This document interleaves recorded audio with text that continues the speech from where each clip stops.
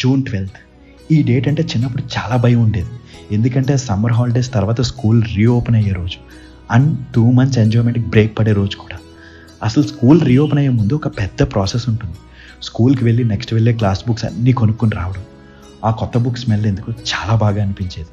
ఇంకా బుక్స్ అన్నింటికి అట్టలు వేసుకుని మన favourite cartoon characters, cricket players, WWF champions stickers అంటించుకుని మన నేమ్స్ రాసుకోవడం ఏంటో అదొక సరదా.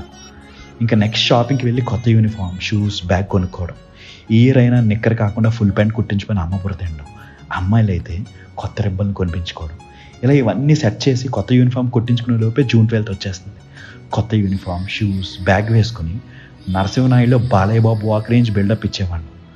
ఒక పక్క భయం, ఇంకో పక్క బాధ. పాత ఫ్రెండ్స్ కొంతమంది రారు, స్కూల్ మారిపోయి ఉంటారు, కొత్త వాళ్ళు జాయిన్ అయ్యి ఉంటారు, టీచర్స్ కూడా కొత్త వాళ్ళు వచ్చేస్తారు, లేదా నాన్న ట్రాన్స్ఫర్ వల్ల మనమే కొత్త స్కూల్లో జాయిన్ అయ్యి ఉంటాం. ఇలా ఇన్నింటి నడుమ స్కూల్ రీఓపెన్ అనే బాధ ఉన్న ఒక తెలియని ఆనందం కూడా ఉండేది. కొత్త బుక్స్, కొత్త ఫ్రెండ్స్, కొత్త టీచర్లు, నెక్స్ట్ క్లాస్కి వెళ్ళిపోతున్నాం అనే సరదా, పెద్దవాళ్ళు అయిపోతున్నాం అనే ఆనందం ఒకవైపు.